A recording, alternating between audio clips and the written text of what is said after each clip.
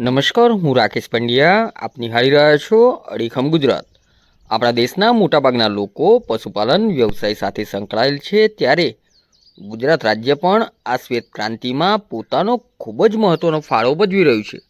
રાજ્ય સરકાર અનેક યોજનાઓ દ્વારા પશુપાલકોના આર્થિક અને સામાજિક ઉત્થાનના કાર્ય કરતી રહે છે. સરકાર દ્વારા પશુપાલકો માટે અનેક યોજનાઓ અમલી છે, જેનાથી તેઓ પશુપાલન ક્ષેત્રે પ્રગતિ કરી શકે અને વિકસિત ભારતમાં પોતાનો અગત્યનો ફાળો નોંધાવી શકે.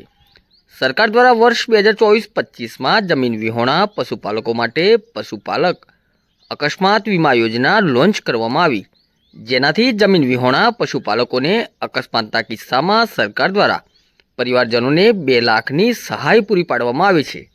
જમીન વિહોણા પશુપાલક અકસ્માત વીમા યોજના અંતર્ગત ગુજરાતમાં પ્રથમ વખત મહીસાગર જિલ્લાના સંતરામપુર નાળ ફળિયાના કિરણભાઈ મછાણનું અકસ્માતમાં મૃત્યુ થતાં તેમના પરિવારજનને આ યોજના હેઠળ 2 લાખની સહાય આપવામાં આવી હતી.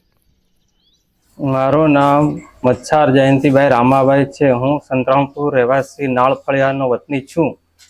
હું પશુપાલકમાંથી મારા છોકરાને ભરણ પોષણ કરતો હતો.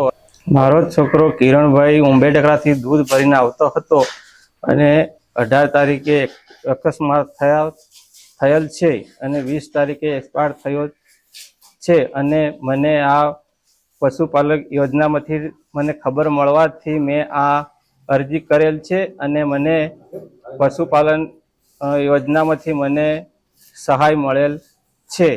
પશુપાલક અકસ્માત વીમામાંથી મને સહાય 1 મહિનાની અંદર મને મળેલ છે અને મને 2 લાખ રૂપિયા મારા ખાતામાં આ જમા થયા છે.